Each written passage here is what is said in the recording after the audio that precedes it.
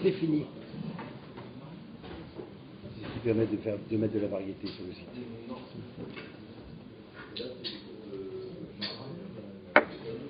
Allez les amis. Voilà.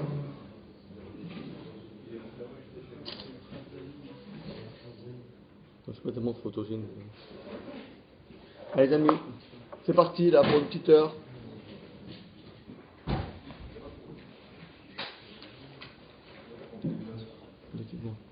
Ce matin, on s'est engagé au local du matin, après pour la réforme du Rav, ce truc à étudier pour le chez demain matin, parce qu'il y a pour un grand examen demain matin.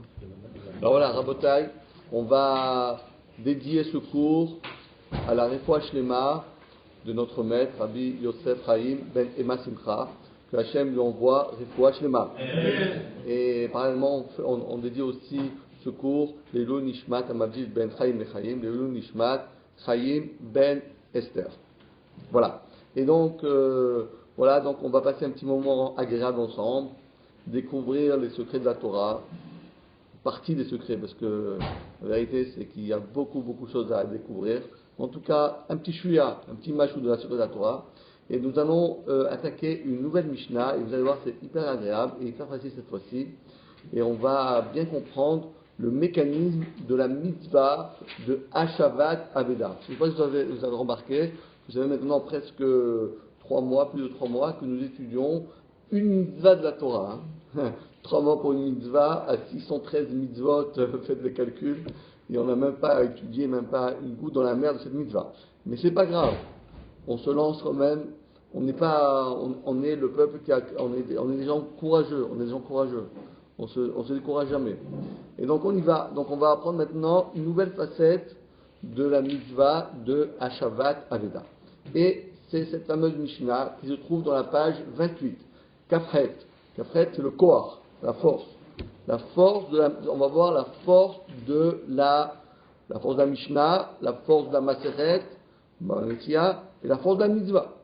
Et voilà comment commence cette fameuse Mishnah qui se trouve dans la page 28a.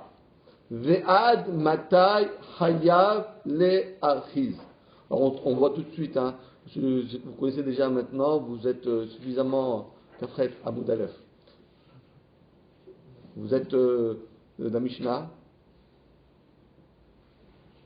Vous n'avez pas de Mishnah? Quelle maseret vous avez? Ah non, mais c'est fini, Megillah c'est terminé. On fait un petit alors.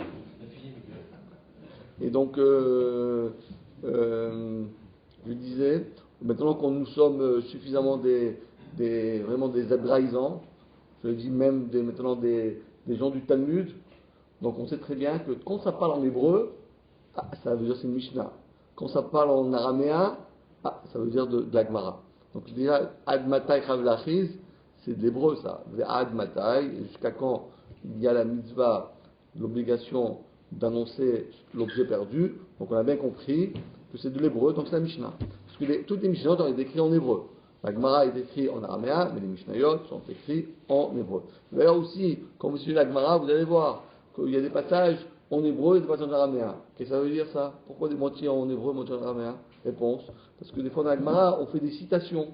On cite des Mishnayot qui sont écrits en hébreu. On cite des Braithot qui sont écrits en hébreu.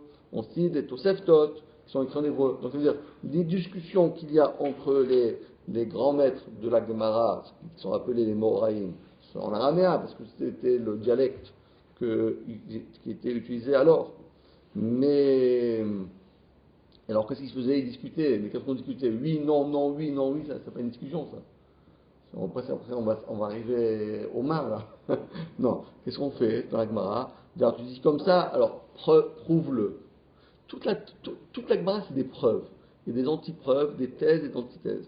Ça veut dire quoi? Quelqu'un, il va objecter, quelqu'un, il veut prouver avec, et qu'est-ce qu'il fait? Il va chercher, il va piocher, chercher dans la source qui est intéressable de tous les Mishnayot, des Braithot, des Tosefot que nous avons, et il va en prendre une et dire, voilà, celle-là c'est une preuve pour moi. On se dit, non, moi je suis désolé, celle-là c'est pas une bonne preuve, remets là-bas où tu l'as trouvé. Ah, alors j'entre ici, moi je vais t'amener une preuve. Il va partir là-bas, hop, voilà une preuve. Ah, c'est pas bon, allez, remets. Jusqu'au moment où un des deux dit, ah, ça c'est une bonne preuve. Bravo, là je suis d'accord. Là c'est une bonne preuve. C'est exactement ce qui se passe. Si vous remarquez, donc c'est pour ça que vous voyez l'araméen, l'hébreu, l'hébreu, parce que c'est comme ça que c'est quelqu'un, donc on va développer un sujet, mais ce sujet-là, oui ou non, mais on ne sait pas. Comment on fait? On a une preuve, alors on contredit, on essaye d'appuyer cette thèse, etc., etc. Et voilà, c'est ce qui se passe dans la Gemara. Tout ça, ça donne l'intelligence aux Juifs. Mais oui, parce que vous savez qu'aujourd'hui, dans les pays, par exemple en Corée et dans d'autres pays, c'est-à-dire pour rendre les enfants intelligents, parce qu'ils ne sont pas trop intelligents, pour les rendre intelligents, ils étudient le Talmud. Les avocats américains aussi. Les avocats américains? Un an d'Yeshiva pour comprendre les raisonnements du Talmud. Incroyable ça, ouais, vous m'avez dit ça. Ça passe. Oui, parce que c'est évidemment, c'est vraiment ce qui est habitué, c'est-à-dire on analyse, c'est l'analyse du texte, l'analyse du sens, l'analyse de la profondeur, c'est-à-dire c'est et en profondeur, et on s'étend, on voit dans tous les sens, on manipule, on fait des exercices de manipulation, je vous dis même pas, les manipulations génétiques c'est rien par rapport à la Gemara. On prend le sujet et par là, attends, ce texte, ici, par là, de ce côté, non, mais comment tu as dit ça? Et si tu as dit ça, tu voulais dire ce que je voulais dire? Et si tu as voulu dire ça, mais comment tu as pu dire ça? Je vous dis, attends, et en plus, on fait que la Gemara. Mais il suffit simplement après de regarder à droite ou à gauche, vous regardez le Tosfot, alors c'est le même exercice poussé à l'extrême. Mais Tosfot c'est rien, mais il faut prendre le Rashba, et le Ritva, et le Rabbeik Weiger, et le Pshot, et le Netivot, etc., etc., etc., etc. Donc c'est un exercice, mais la vérité c'est qu'après, vous devenez hyper intelligent. Bon, voilà, juste simplement pour vous donner un petit peu un goût, au lieu de faire 1 heure de Gemara par semaine, faites-en au moins 2, voilà, c'est ce que je voulais dire. Voilà, c'est tout. Et bon, ceux qui font déjà 2, alors 3. Et après, vous savez, c'est comme du chocolat, hein. Quand vous prenez plaisir de manger du chocolat, vous pouvez pas vous arrêter avec un carreau, hein. Après, voilà, après, la tablette entière, ça suffit pas, hein. En plus, si vous prenez plaisir, c'est-à-dire comme ça. Lorsque vous prenez un carreau de chocolat et vous sentez, ah, je vais grossir avec, ça me fait du cholestérol, etc., vous ne kiffez pas. Mais quand vous prenez le carreau de chocolat et vous kiffez le carreau de chocolat, alors là, le deuxième, c'est obligatoire. C'est la même chose pour la Gemara. Quand vous kiffez la Gemara, vous ne pouvez pas vous en souvenir. C'est comme, moi j'ai toujours, c'est comme une drogue douce, mais permise, hein, à consommer sans modération. Allez, Ve'ad matai chayav lachis. Alors maintenant, on reprend de notre texte qui dit quelqu'un qui a trouvé un objet. Ok, on a vu jusqu'à présent, voilà, il y a des objets qu'il faut rendre, des objets qu'il faut annoncer, etc. Maintenant, il s'agit d'un objet qui on peut distinguer, on retrouve dans l'objet un signe distinctif. Donc on dit, voilà, c'est sûr que ça a quelqu'un, ça. C'est pas un stylo bic. Un stylo bic, il y a 50 000 stylo bic en France, ça sert à rien. Mais c'est un objet qui a un signe. Maintenant, comment je vais me connecter avec la personne qui l'a perdu? Comment je fais pour me connecter avec lui? Comment je fais? Comment je vais faire? Mais moi je l'ai trouvé, mais lui, il ne sait pas que je l'ai trouvé. Lui, il a perdu, mais il ne sait pas comment il l'ai trouvé. Comment faire? Alors, il y a tout un système qui a été mis en place par les Chachamim, et ça revient dans le verset qu'on a dit Aderosh Achicha Oto, comme on a vu dans la dernière fois, que tu dois faire en sorte de retrouver la personne. Voilà, on va s'inscrire au FBI, au Shin Bet. Vous savez, les Israéliens, ils ont des réseaux voilà, de sécurité, et voilà, ils savent exactement tout ce qui se passe partout. Et bien, c'est exactement la même chose. Nous, on va essayer de retrouver la personne qui a perdu l'objet. Parce que si on la garde, c'est n'importe quoi. C'est pas de garder l'objet perdu, c'est de restituer l'objet perdu. Mais comment je vais faire, moi, pour le retrouver, le bonhomme? Je connais pas le bonhomme. Qu'est-ce que je vais faire? Alors voilà le système. Ve'ad matai chayav lachis. Comment il faut faire et jusqu'à quand il faut le faire? Dit la Gemara, ad kede Sheyed'u bo shechenav. Divrei Rabbi Meir. Rabbi Meir, il a trouvé un système. Vous savez quoi qu'ils vont faire. Moi, qui a trouvé l'objet, je vais l'annoncer, je vais le publier, je vais faire en sorte que tous mes voisins le sachent. Parce qu'on a été réfléchi un instant. Qui a pu perdre l'objet? Bon, évidemment, aujourd'hui, on est la mondialisation, il y a des gens qui viennent de partout. Mais à l'époque, imaginez-vous, dans un petit village, une petite ville, les gens qui habitent à 20 km, 10 km, ils ne passent pas par là. Ils passent pas par là. Donc, si un objet qui a été perdu, c'est obligatoirement, voilà, les gens de la ville, du village, du petit endroit où on se trouve. Donc, qu'est-ce que je vais faire, moi? Je n'ai pas besoin de mettre sur YouTube, comment dire, moi je ne connais pas bien, ou bien sur Internet, voilà, j'ai trouvé l'objet. Le gars qui habite en Asie, il ne va pas perdre l'objet à nuit. Donc, sûrement, c'est quelqu'un qui fréquente, voilà, qui habite par là. Donc, il suffit que je vais mentionner, comme dit la Mishnah, je vais annoncer, publier la perte aux personnes, mais il ne connaît pas personne, mais je vais, voilà, par exemple, quand l'Agma va dire, je vais dans toutes les synagogues de nuit et je vais écrire un petit mot, objet trouvé, j'ai trouvé ceci et cela. Donc, obligatoirement, ce sont ces gens-là qui vont voir cet appel ou ce petit pétec là, et ils vont venir. Parce que j'ai pas besoin d'aller maintenant à Marseille et leur dire, écoutez, j'ai trouvé un stylo, parce que les gens de Marseille ne passent pas par ici. Aujourd'hui, c'est un peu différent, vous comprenez, mais à l'époque, c'est comme ça. Donc, dire Rabbi Meir, qu'aider afin qu'il sache chez Chenav, les voisins, ils savent que aujourd'hui, c'est dont je vais trouver, et automatiquement, de bouche à oreille, tout le monde va le savoir. Ah, t'as vu, il a écrit je suis pas venu à la synagogue, t'as entendu, ils ont retrouvé un blouson là, on a trouvé un blouson, on a perdu un blouson. Donc les gens ils vont savoir, automatiquement, c'est facile, hein. C'est facile, c'est Rabbi Meir qui dit ça. Alors que. Celui qui a perdu, il n'annonce pas, lui. Hein? Celui qui a perdu, pourquoi il ne fait pas aussi une annonce? Ah, c'est une très très bonne question. Alors, la réponse est la suivante. Parce que la mitzvah, c'est vous qui l'avez. C'est pas lui. Lui, c'est sûr qu'il peut le faire. C'est sûr qu'il va le faire. Mais ça compte, c'est pas une mitzvah, ça.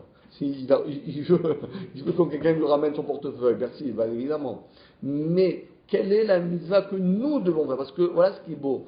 Non seulement tu vas te déranger à prendre cet objet, l'amener chez toi, mais pas suffisamment. Tu dois, toi, rechercher la personne. C'est la mitzvah. Évidemment que la personne qui l'a perdu, il peut faire ce qu'il veut, mais ça, on ne va pas l'écrire dans la Mishnah. Il fait ce qu'il veut. Il peut téléphoner à tous les gens de la ville. Allô, voilà, et vous n'avez pas trouvé mon portefeuille, il peut téléphoner, il prend le bottin, il passe tous les gens de nuit. Allô, vous n'avez pas trouvé. S'il veut faire ça, ça ne pose pas de problème.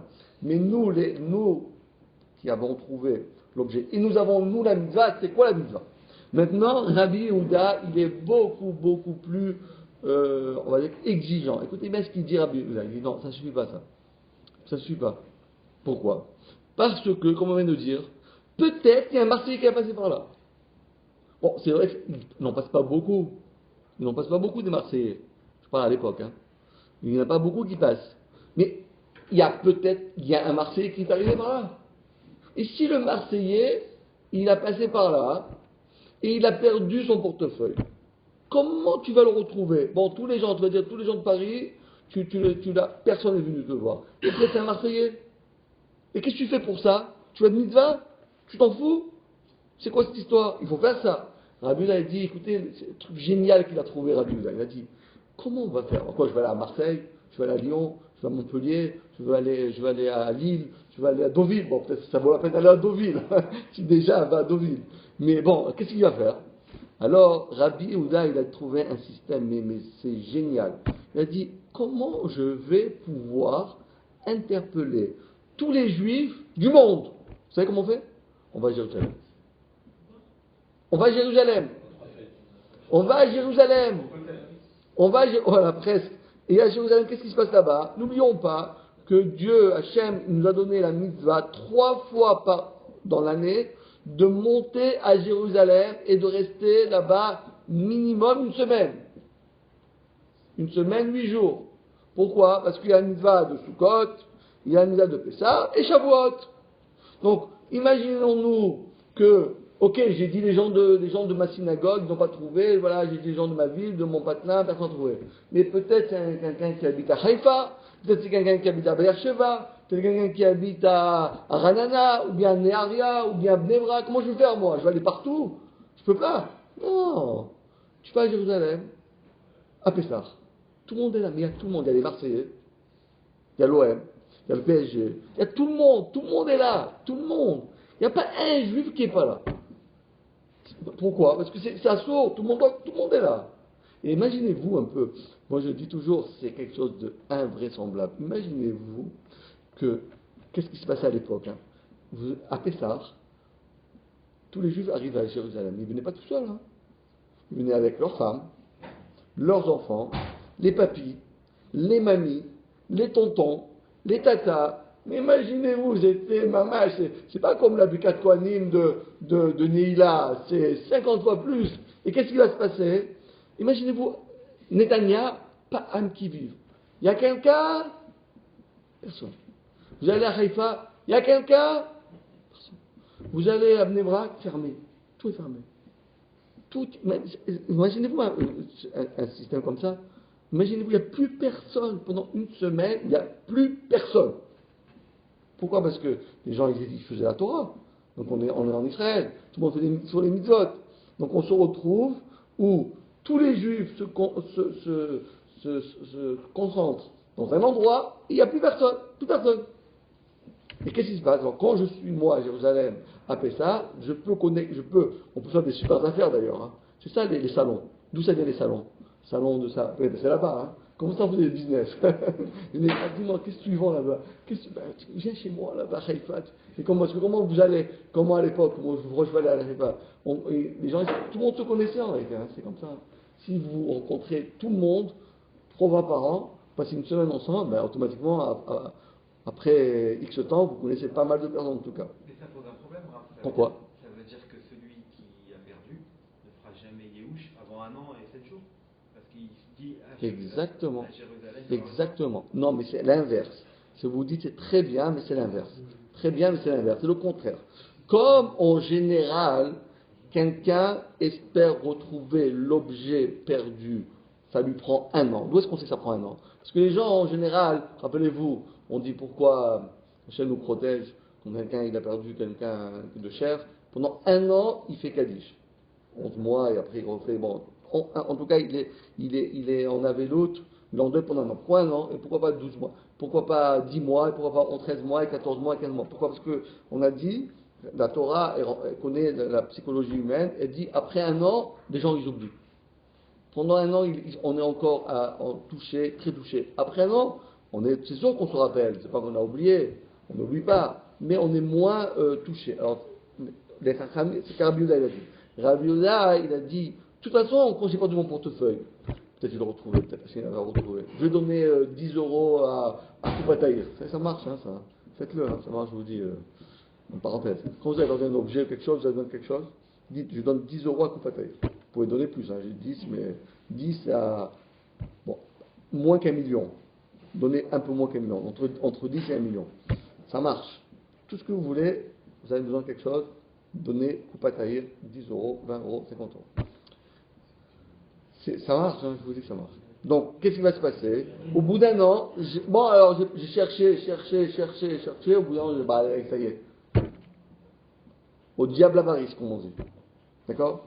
Et donc, c'est 1 an. Donc, c'est pour ça que Rabbi Yehuda, il a dit, qu'est-ce qu'on va faire? On va attendre 1 an entier, on va attendre Pessah, Shavuot, Sukkot, on va attendre toute l'année qui passe. Et après l'année, si vraiment, personne n'est venu le réclamer, ah ben, c'est sûr que voilà, il ne viendra plus jamais. Et donc, qu'est-ce que je dois faire? Je dois le garder dans mon tiroir jusqu'à qu'Eliyahu Hanavi viendra. Mais j'ai plus besoin de le mentionner et le publier. Donc, répétons. Rabbi Yehuda, il dit, il faut penser aux personnes qui n'ont pas l'info, Et comment je vais faire pour leur passer l'info? Je vais attendre que tout le monde vienne. Et quand tout le monde est là, je diffuse. Je diffuse. Que je fais? À Jérusalem, comme on va voir après plus tard, il y avait un endroit qui s'appelle Even Atoim. Il y avait comme ça un endroit où les gens, ils publiaient des objets perdus. Il dit, moi j'ai perdu à Haïfa, non, moi j'ai perdu à Beersheba, moi j'ai perdu à Netivot, moi j'ai perdu ceci. Et chacun, il publiait. Et les gens qui avaient perdu autre chose, ah, t'as perdu. Attends. Oui, pardon, excuse-moi. J'ai trouvé. Et la personne qui dit, ah, mais tu as trouvé quoi? J'ai trouvé un talit. Et elle dit, ah ouais, mais c'est super, moi j'ai pas noté, mais quelle couleur était? C'est à toi de me dire. Tu me dis le siman, je te le donne. Tu me dis pas le siman, je te donne pas. On a déjà vu ça. Voilà le système. C'est beau, hein, le système. Un an. Pourquoi pas la fête d'après? Ah, pourquoi? Parce que dans l'année, quoi qu'il arrive, on a 3 fois, on doit aller à Jérusalem. D'accord. Donc, par exemple, le lendemain de Pessah, quelqu'un a perdu un objet. Pourquoi on attend Shavuot, quoi qu'il arrive, et on va tous aller à Jérusalem? Très beau, très bonne question. Alors pourquoi mériter 3? Parce que de toute façon, tout le monde est là. Non, pourquoi si tout le monde est là? Oui, c'est l'accident, mais pourquoi? Non, parce que là on dit qu'on est obligé de le faire. Monsieur demande, pourquoi on est obligé? Voilà, moi je l'ai fait une fête. Si personne n'est venu, tant pis pour lui. Pourquoi j'ai besoin de faire une fois, 2 fois, 3 fois? Réponse, c'est parce que malheureusement, comme vous pouvez voir à l'école de Aleph, dans toutes les écoles juives, et même les écoles non juives, vous allez voir, vous rentrez à l'école, vous allez trouver là-bas une dizaine, voire une vingtaine de manteaux. Mais pourquoi les gens, je comprends pas, des gens, ils abandonnent leur manteau? Ils ont payé un manteau à 15, 20, 50 euros, 70 euros, 80 euros pour leurs petits gosses. Et qu'est-ce qu'ils font? Ils ont perdu, ils rentraient là à Aleph, hein, monsieur Toufan, il y a là-bas un sac comme ça, avec des manteaux. Mais pourquoi tu viens pas chercher ton manteau? C'est pas grave. Après, j'ai pas le temps. Je viendrai après. Et les Chachamim ont voulu donner 3 chances. Peut-être tu as oublié à Pessah que tu étais tellement joyeux de te retrouver avec tes enfants, tes petits-enfants, tes petits-enfants et ta famille à Pessah, tu as oublié ton talit. Bon, mais à Shavuot, je veux dire, ouais, il faut que je me le note, hein, à Shavuot, je vais voir là-bas s'il n'y a pas un encart, que voilà, objet, que quelqu'un a trouvé un objet. Et si tu n'as pas oublié deuxième fois, 3e fois, mais après, baraka, ça suffit. Si 3 fois tu ne viens pas, ça veut dire que tu ne es vraiment pas intéressé à retrouver ton objet. Et donc, c'est pour cela que les Khamim ont instauré 3 fêtes. Et attendez, et ce qui est intéressant, ce qu'on va parler aujourd'hui, dans les mots, Shalosh Regalim, 3 fêtes, Regal Acharon, et après avoir fini les 3 fêtes, donc on va prendre un exemple, Pessah, Shavuot et Sukkot. Après Sukkot, c'est pas tout. Écoutez bien un peu comment c'est incroyable, c'est que dans la Torah on trouve un truc comme ça. Maintenant, on va demander à bon, c'est fini Sukkot. Sukkot est terminé. Donc moi, j'étais vraiment un bon juif. Je suis venu à Pessah, j'ai publié partout, dans tous les journaux, partout. Personne n'est venu. Ok, personne n'est venu. Bon, peut-être il a oublié. Allez, Shavuot. Allez, je passe ma journée en train de diffuser l'info. Personne ne vient. Allez, Sukkot. Personne ne vient. Tu dis, vraiment, hein, tant pis pour lui, hein. Moi je rentre à la maison. Non, tu rentres pas à la maison. Quand je rentre pas à la maison, attendez, moi je suis pas au chômage. Hollande, nous a fait du chômage. Nous on n'est pas, on travaille, on est des gens qui travaillent, ouais. Donc, dire à Douda, tu vas rester ici 1 semaine en plus. Tout Pessah, et tu rentres pas à la maison. Pourquoi? Tu vas rester ici. Attendez, mais moi, je suis PDG d'une grande entreprise, je peux pas me permettre moi de m'absenter pendant 1 semaine. Mais oui, tu restes ici. Mais pourquoi? Parce que tu as une mitzvah. Mais une mitzvah, de combien coûte la mitzvah?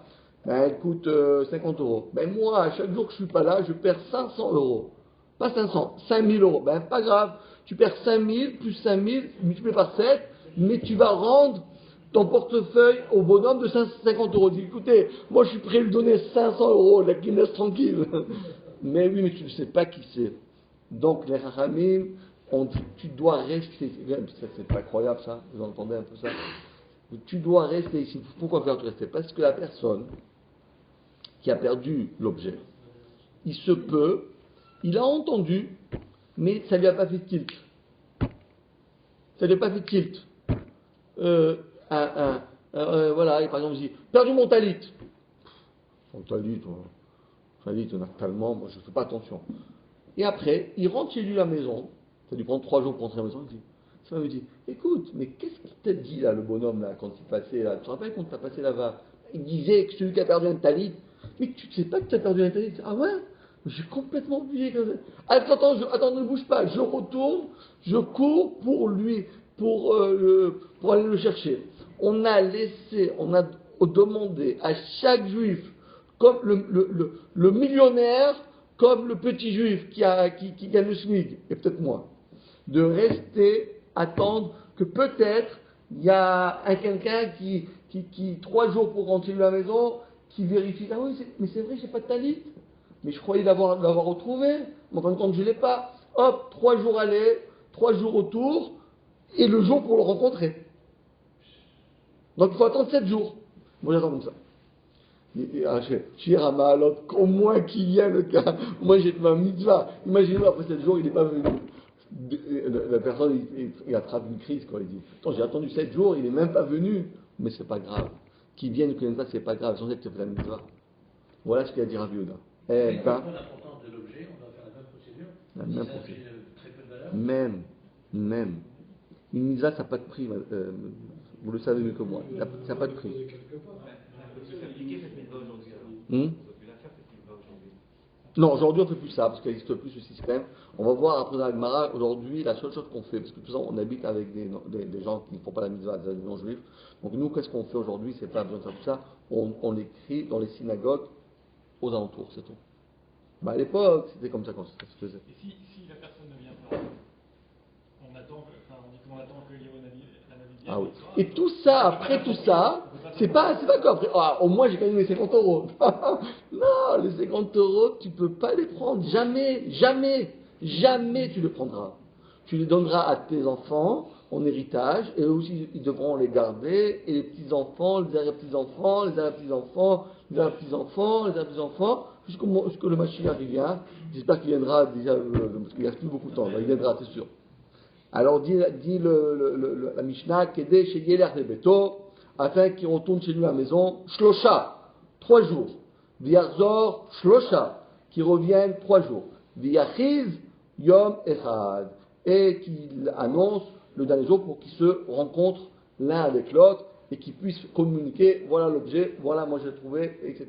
Et qu'ils se mettent l'un en face de l'autre et qu'ils rendent l'objet. Voilà donc ce que nous dit la Mishnah. Très belle Mishnah, Machloket, entre Rabbi Meir et Rabbi Yehuda. Rabbi Meir, donc pour lui c'est très simple, il faudrait que publier autour de soi et terminer. D'après Rabbi Yehuda, non, il faut publier dans l'endroit où tous les juifs se trouvent, à savoir Jérusalem, et en plus de cela, il faut le faire un an entier, et 3 fois dans l'année, et en plus de cela, il va en compte 7 jours. Tout ça pour un stylo.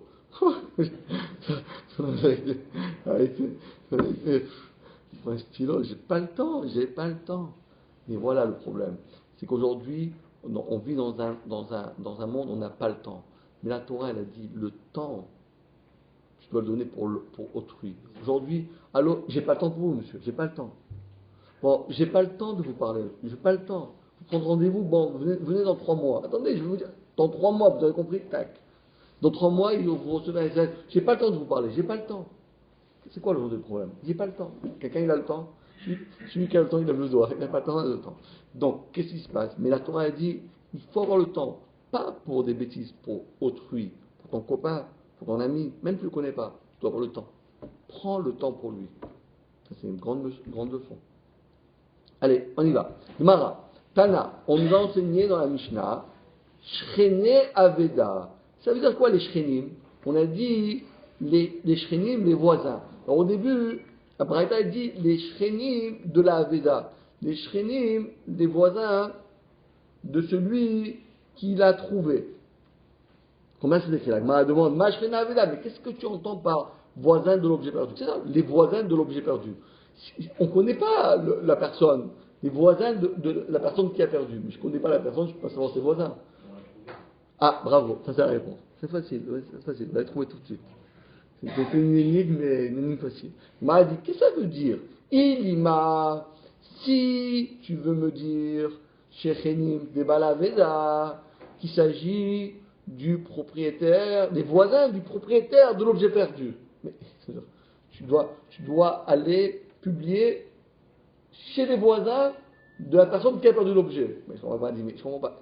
Si tu le connais, vas-y direct. Si tu ne le connais pas, tu ne connais pas ses voisins. Mais ça ne veut rien dire. Les voisins de l'objet de la personne qui a perdu. Mais je ne connais pas la personne qui a perdu. Comment voulez-vous que je publie aux voisins de l'objet perdu alors que je ne connais pas la personne qui l'a perdu?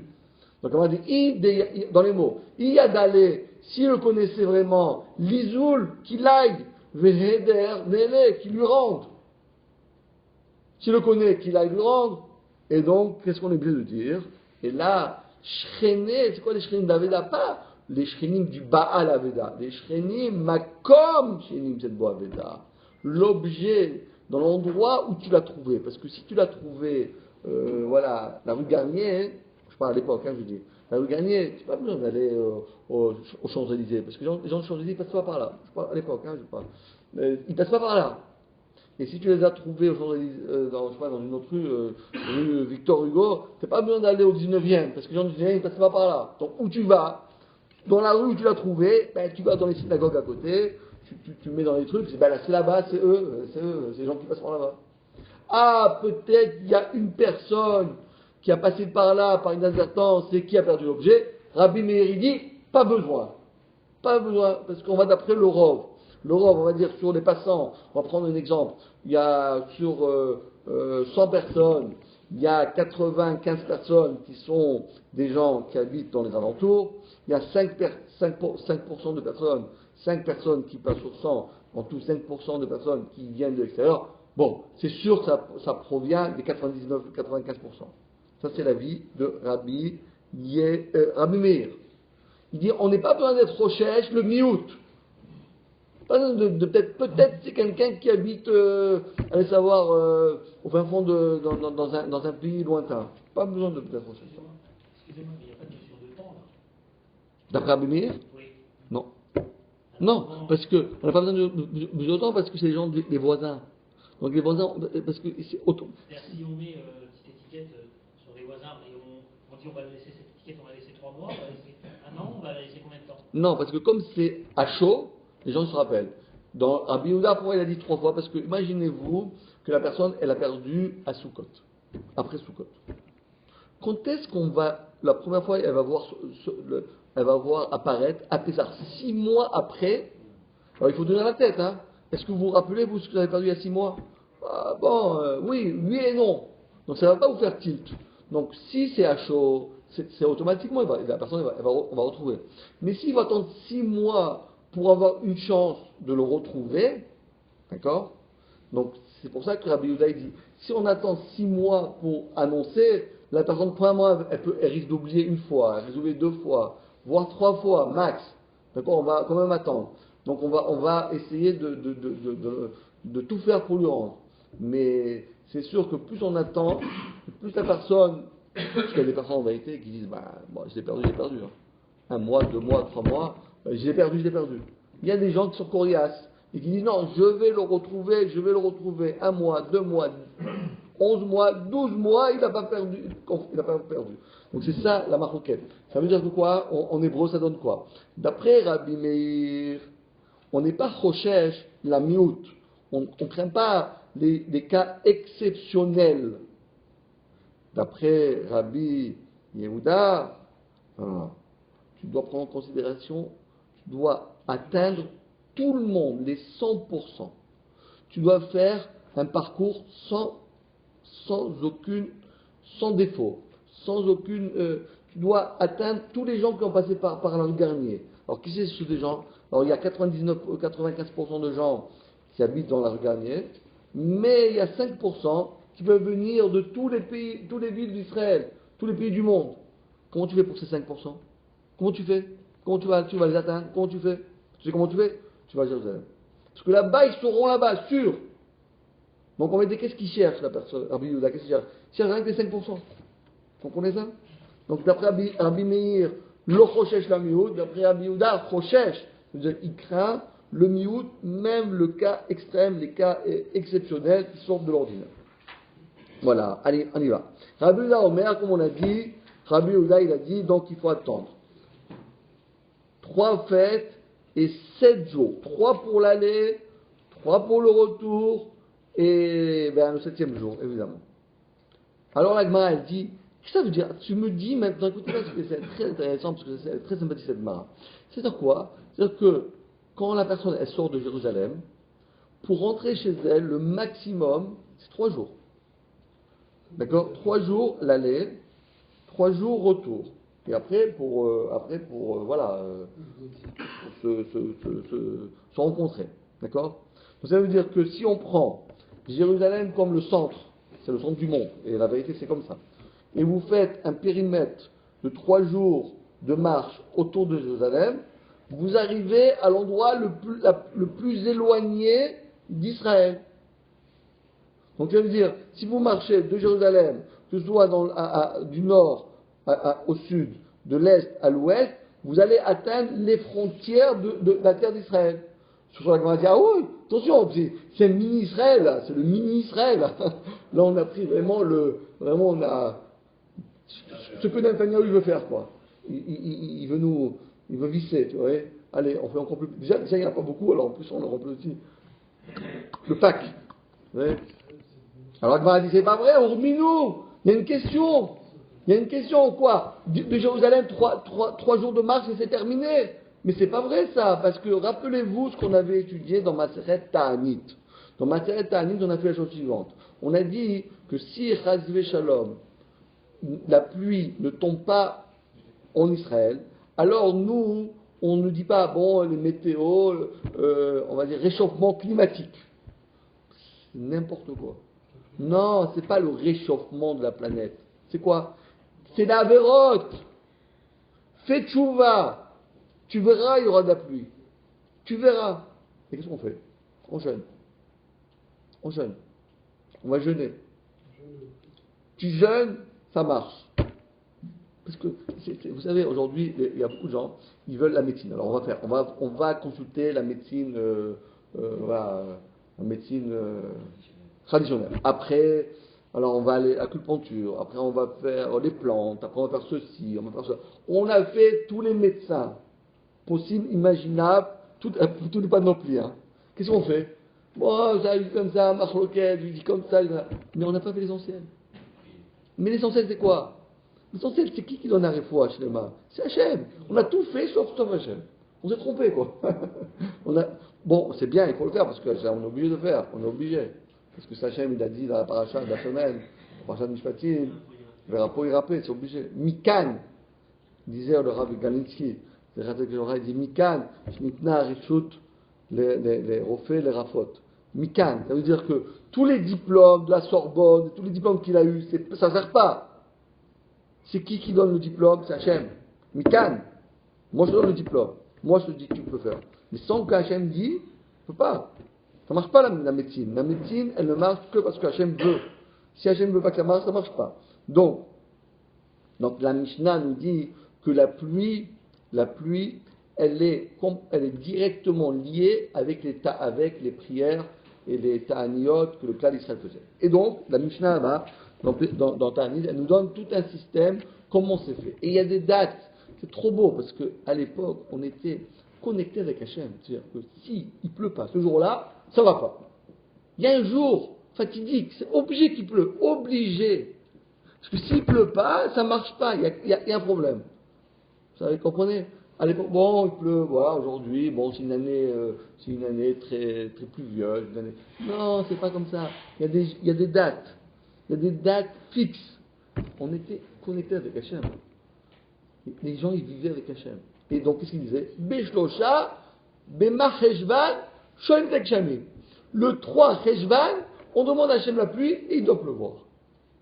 3 Cheshvan. S'il pleut pas, allez en avant. On y va. Où tu vas?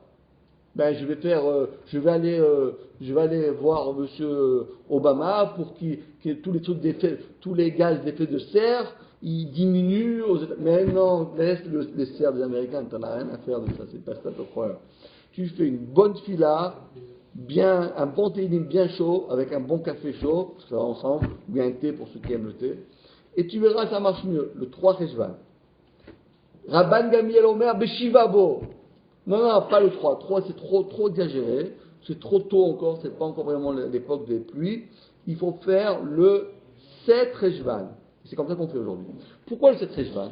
Dit la Mishnah, Shehu, Chamisha Saryom, Achar Achad. Kedesh Yagia Acharon, Sheben Israël, Lenar Perad. Pourquoi? Parce qu'on a dit, pourquoi Rabban Gamliel dit non, c'est trop tôt. Pourquoi c'est trop tôt? Parce qu'il faut laisser le temps. Parce que, regarde, je vous dis, moi j'adore cette Gemara. Pourquoi? Parce qu'on dit, pourquoi? Non, Hachem ne fera pas tomber la pluie. Pourquoi ne pas tomber la pluie? Moi j'ai dit le 3, c'est bien le 3. Elle dit non, c'est pas bien le 3, il faut attendre le 7. Pourquoi le 7? Qu'est-ce qu'il y a dans le 7 plus que dans le 3? Il y a quelque chose de spécial le 7? Oui, il y a quelque chose de spécial. Quoi? Laisse le temps aux pauvres juifs de rentrer chez eux à la maison. Hachem ne fera jamais tomber de la pluie tant qu'il y a encore un petit juif qui était à Jérusalem. Il a passé les fêtes de Sukkot. Mais oui, il est venu avec tous ses gosses, il est venu avec toute sa famille, et il a mené la Pkaïla, il a tout amené, je vous dis même pas, c'était une aventure. Hein. Il a tout amené avec lui.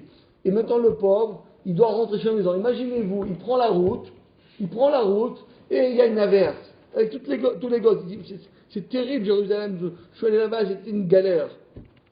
C'est une galère. Rappelez-vous quand il a neigé en Israël. C'était l'hécatombe là-bas. Tout était un peu de neige. C'était pas une grosse neige. Hein. Un peu de neige. Bon, c'était quand même 40 cm, mais bon. Enfin, c'est pas ça. Regardez, demandez aux Russes là-bas, ou bien demandez aux Canadiens. Ils disent, attendez, 40 cm de neige, c'est de la rigolade. Nous, tous les jours, on a ça. Alors, qu'est-ce qui s'est passé? Hachem ne fera jamais tomber une goutte d'eau tant qu'il y a encore un juif dans la rue. D'abord, rentre chez toi à la maison, installe-toi, tu allumes le chauffage, la nuit, la pluie elle tombe. C'est pas beau ça? Non, mais dites-moi, c'est pas beau ça? C'est fabuleux ça. On est connecté avec Hachem. Là. Le monde, il réagit, le monde, il est en live avec Hachem, avec la Torah. Il ne pleut pas. Pourquoi? Il y a encore un juif là, lui le dernier temps, il arrive, attends, je t'en prie, pousse encore un petit peu, encore 1 kilomètre, j'arrive. T'es rentré, yallah. Le 15, tchac. Le 7, Rejvan. Pourquoi 7? Parce que calculez bien, depuis le dernier jour de Sukkot jusqu'au 7 Rejvan, il y a 15 jours. Donc, de Jérusalem, si on va l'endroit le plus éloigné de Jérusalem, c'est 15 jours de marche. Alors, avec ma anti-contradiction, notre Mishnah, on a dit que c'est 3 jours de marche. Et dans cette Mishnah, on voit que c'est 15 jours de marche. C'est pas 2 fois plus, c'est pas 3 fois plus, c'est 5 fois plus. 5 fois 3, 15. D'accord? C'est pas 3 jours, c'est 15 jours. Donc la Gemara a dit, là c'est le Grand Israël. Le Grand Israël. Ah, ça c'est plus sympathique. C'est-à-dire on va tranquillement, le Hamas et tout ça, il n'y a plus de problème. Nous on va partout, hein, attention. Alors on arrive en Irak là, hein. On arrive en Irak, oui. En plus c'est vrai, non, vous avez raison. Parce que bon, après on fait un calcul, c'est un calcul très simple. Une personne marche, en plus il marche pas pieds nus et il marche pas à pied, il a des voitures comme ça, marcher 15 jours sans arrêt, et vous allez voir comment vous arrivez, on arrive jusqu'à Bagdad. Ouais, l'Euphrate. Oui, c'est sur Bagdad. Jusqu'à l'Euphrate. Alors la Gemara a dit, alors une question. Alors c'est 3 jours ou 15 jours? C'est quoi les frontières d'Israël? Mais vous savez comment c'est beau? De quoi on parle aujourd'hui? Des frontières, non? C'est quoi aujourd'hui les accords de paix? Des accords de paix. Je sais pas, ils font pas la paix avec qui, je sais pas, mais disons qu'ils font la paix avec quelqu'un, je sais pas, des fantômes, je sais pas. Mais disons qu'ils font des accords, d'accord? C'est quoi le problème? des frontières de 67, pas des frontières de 67. Mais nous, on a 15 jours, on est à Bagdad. Hitler aux Américains. Non, vous n'avez pas le droit de construire, vous avez dit, on n'a pas le droit de construire 100 logements sur cette petite colline, là il n'y a personne, c'est le désert perdu là-bas. Non, c'est les territoires occupés. Occupés par qui? C'est quoi occupé? Alors c'est quoi? Nous on dit non, c'est pas qu'on va occuper ce territoire, on va à Bagdad. On va là-bas voir Saddam, faire Kaddish là-bas. Amar Rav Yosef, l'Akashia. Rav Yosef nous dit, il n'y a pas de question. Alors c'est une question, 3 jours ou 15 jours? Réponse Rav Yosef, l'Akashia. Pas de difficulté. Ah bon? Kan bamikdash rishon, kan bamikdash sheni. Ça dépend à quelle époque. Ça dépend à quelle époque. On va voir. Est-ce qu'il s'agissait de l'époque du premier Beth Amikdash ou bien il s'agissait de l'époque du deuxième Beth Amikdash? Alors pourquoi? Qu'est-ce que ça veut dire? Est-ce que Israël s'est rapetissé ou bien elle a grandi? Comment ça marche? Écoutez bien, c'est intéressant parce que si vous êtes, on vous convie dans les accords de paix, allez-y avec la Gemara. Et t'entends, on a vu, le Rav Aouzim m'a dit 15 jours Bagdad et toi tu me dis il faut faire à 15 km de Netanya, ça s'arrête? 15 km de Netanya? Parce que c'est ça qu'ils veulent. Hein. Vous marchez de Netanya à 15 km, vous êtes complètement dans l'histoire palestinienne. 15 km, hein. Un peu moins. Hein. C'est un peu moins que 15 km. On fait plus de kilomètres par jour. On fait plus de kilomètres par jour. Ah oui, la Gemara dit beaucoup plus qu'un kilomètre par jour. Je fais beaucoup plus qu'un kilomètre par jour. Alors la Gemara dit, Bemikdash, Bamikdash Rishon. Au premier Beth Amikdash, Néfiché Israël Touva. Il y avait beaucoup de juifs, énormément de juifs. Il y avait une population à l'époque de Salomon. Tous les juifs du monde étaient en Israël. Il n'existait pas des juifs qui habitaient en France, il n'existait pas la France. Il n'existait pas. Tous les juifs ils étaient en Israël. Non seulement les juifs étaient en Israël, mais toutes les nations du monde voulaient habiter en Israël. Tout le monde venait par milliers à demander à Shlomo Améler de les convertir. Tout le monde voulait se convertir. Tout le monde. Il n'y avait pas un gars qui disait moi je préfère rester bouddhiste ou je préfère rester voir là-bas l'acrobatie. Ça n'existait pas. Tout le monde voulait devenir des juifs. Donc il y avait énormément de juifs. Alors quoi? Dire Tibéou, parce qu'il y a écrit dans la Torah, c'est un passouk dans la Torah, il y a écrit Yehuda ve Israël. Yehuda, ça veut dire les tribus de Juda, les tribus d'Israël, c'est-à-dire les 2 tribus et les 10 tribus ensemble. Rabim étaient aussi nombreux qu'Echol, comme le sable, Asher Ashtefatayam. Imaginez-vous un peu des juifs qui sont aussi nombreux que les grains de sable qu'il y a au bord de la mer. C'est cul, je ne sais pas comment ils vont s'arranger. Alors, Ba'inan Kuleai. Donc, les voyageurs, il y a tellement de gens, automatiquement, ils construisaient des villes et des villes et des villes. Il n'y avait pas suffisamment, alors on construit encore plus loin, encore plus loin. Ils ont construit le grand Israël jusqu'à Bagdad. Il y avait des villes entières remplies de juifs qui se peuplaient automatiquement, et chaque fois qu'il y avait chaque année encore des enfants, on va les mettre, on va construire une ville, il n'y a plus de place. Alors on va encore plus loin, encore plus loin, encore plus loin, et on arrivait jusqu'à Bagdad, jusqu'à l'Euphrate. Puisque au début on était en Israël, mais on pouvait, ça ne contenait pas, on grandissait, et on est arrivé jusqu'à... C'est les limites de la ville, dans la Torah, c'est cette limite. Exactement, mais c'était habité. À l'époque de Salomon, c'était habité. Dans la Torah, c'est écrit Salomon que ça va être. Mais ça a été fait, parce que le peuple d'Israël était tellement nombreux qu'automatiquement, on arrivait jusqu'à l'Euphrate. Donc ça veut dire qu'il fallait mamash 15 jours de Jérusalem jusqu'à le fleuve Euphrate pour arriver. Donc il fallait tellement. Mais Ben Migdasheni, au deuxième Beth Amikdash, qui c'est qu'il y avait déjà? Rappelez-vous ce qui s'est passé. Connaissez-vous notre histoire? On est parti en exil. Exactement. Et donc on est parti en exil en Babylonie. Et combien déjà de Juifs sont revenus? Alors, elle va dire Tibéou, écoutez bien combien de juifs ont tout en Israël. C'est intéressant, c'est un fait historique ça. Hein. Vous allez devenir des pros là, vous pouvez faire prof d'histoire. Hein. Si vous avez dans vos temps libres, vous pouvez postuler là à l'EF pour devenir prof d'histoire. Mais c'est tout là. Kol Akaal, tout le Kaal d'Israël à l'époque de Ezra, Sofer, du deuxième temple, combien ils étaient en tout 40 000, ils étaient 40 360. 40 000 personnes, c'est rien. 40 000 juifs. Au retour de l'exil. Pendant l'exil, il n'y avait personne, il n'y a aucun juif en Israël. Personne. Non, ils s'étaient mêlés aux autres populations. Non. C'était Ils sont terminé. revenus à 40 000. Ils sont revenus à 40 000. C'est l'effectif de la RATP. Homme. 40 000. Mais c'est rien. C'est rien 40 000. À Neuilly, il y a 40 000 personnes. 40 360, c'est ceux qui sont revenus de Perse. Oui, exactement. Oui, mais il y avait déjà des autochtones puisqu'ils étaient mariés Oui, à des non-juifs, mais je parle des juifs juifs. Ils se sont mélangés. Pas des juifs purs, on veut dire. Oui, parce que ceux-là, ils ont été... Mais beaucoup sont restés en Babylonie. Et voilà, c'est ça le truc. C'est que où sont partis tous ces juifs-là? Ils sont restés en Babylonie. Ils sont restés juifs. Ils se sont mariés avec des goyim, des goyotes. Si la mère était juive, elle a fait des petits juifs. Oui, avec des petits juifs, après des petits juifs qui se sont mariés avec des goyotes. Ça commence comme ça marche une fois, mais c'est un sur deux.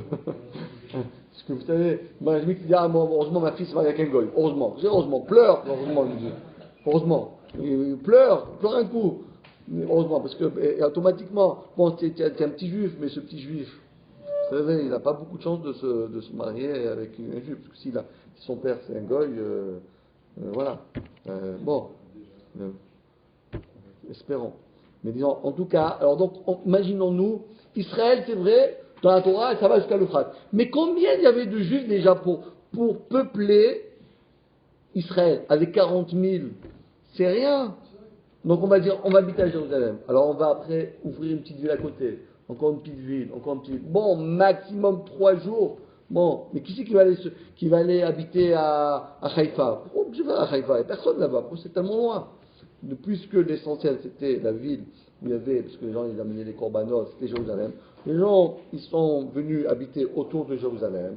Et chaque fois qu'ils grandissaient un petit peu, ils se mettaient encore plus loin. Mais le maximum qui sont arrivés, c'était 3 jours. Imaginez-vous combien on était, Mamash, on s'est amoindri de 5 fois plus. C'était terrible. Et donc, d'après ça, on comprend où tu vas aller. Je vais attendre qui? Rabbi a dit, qui t'attend? J'attends le gars qui habite à Euphrates. Mais il n'est pas là. Il ne viendra jamais celui-là. Il n'y a personne là-bas. J'attends qui? Il n'y a personne. Maximum, le temps 3 jours aller, 3 jours retour. Et terminé. Jusqu'après, il n'y a plus rien à attendre. Tous les gens qui sont en dehors, c'est des non-juifs. Donc, les juifs, ils habitaient dans une, on va dire, en superficie, dans un périmètre. Le 3 jours est terminé. Allez, on continue. Amarlé Abaye. Alors Abaye, il n'était pas content. Il a dit quoi? 40 000 juifs. C'était terrible. On est descendu à 40 000 juifs. Ça veut dire que tout le reste, c'est rien. Tout le reste, c'est tous des mariés avec des goyim, mais ils n'ont pas voulu venir en Israël. Ils sont restés là-bas. Ils se sont perdus en Babel. C'est terrible. Alors il dit, Abaye, mais non, mais tu es strict. Toi, Rava. Abaye Rava, rappelez-vous. Ve'aketi, pourtant écrit, Vayeshua, Kohanim, Valeviim, Vamoshorim, Vachorim, Bechol, Israël, Be'arehem.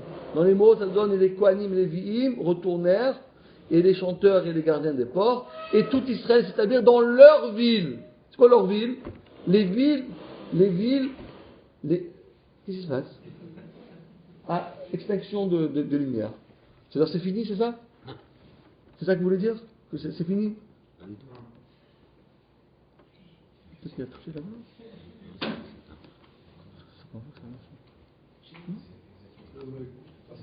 Ah, bravo. Mechaya Metim. Berachamim Rabim. Attention, il faut dire merci à notre ami, hein, là, parce que là.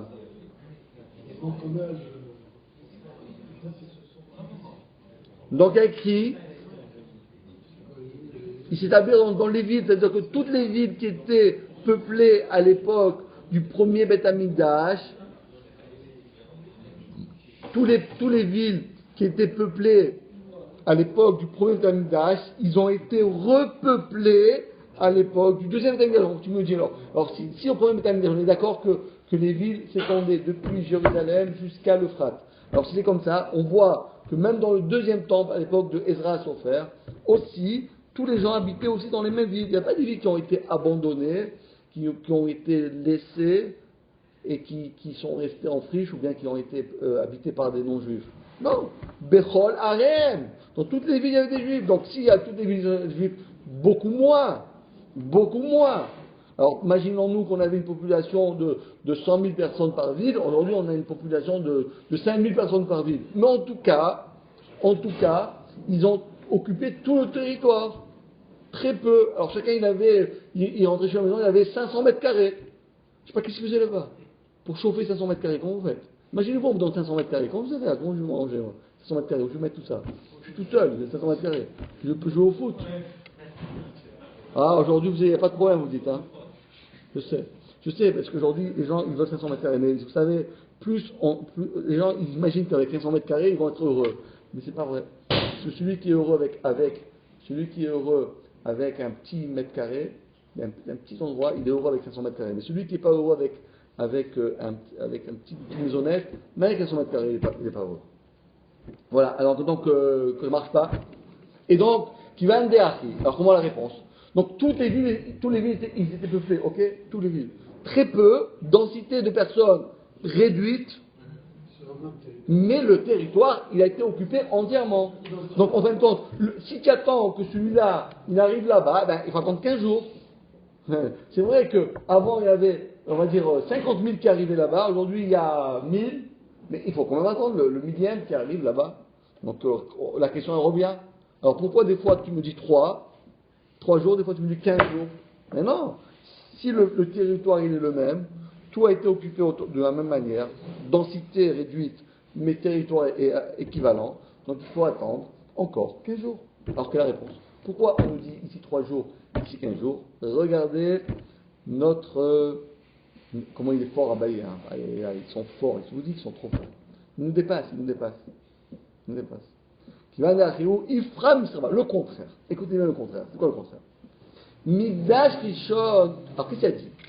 Tu m'as dit qu'au Beth Amikdash, il y avait énormément de gens, il y avait des milliers de gens, des millions de gens. Ok. Donc qu'est-ce qui se passe? Puisqu'il y avait des millions de gens, Migdash Rishon des Nefesh Israël, tout va des Metzavat Ve'alma. Alors qu'est-ce qui se passait? Automatiquement, les transports en commun étaient réguliers. C'est comme ça. Parce que si vous avez une demande, vous êtes obligé de faire des transports en commun. Si, par exemple, vous dites, voilà, il y a un flux d'habitants qui veulent venir à Neuilly, vous êtes obligé de mettre un métro, vous êtes obligé de mettre un tramway, vous êtes obligé de faire des bus, vous êtes obligé de faire des diligences, vous êtes obligé de faire vous êtes obligé. Parce que les gens, ils ne viendront pas. Donc, à l'époque, il y avait beaucoup de gens. Alors, Shlomo Amelach, il a dit, attendez, amis, il y a des gens qui habitent là-bas.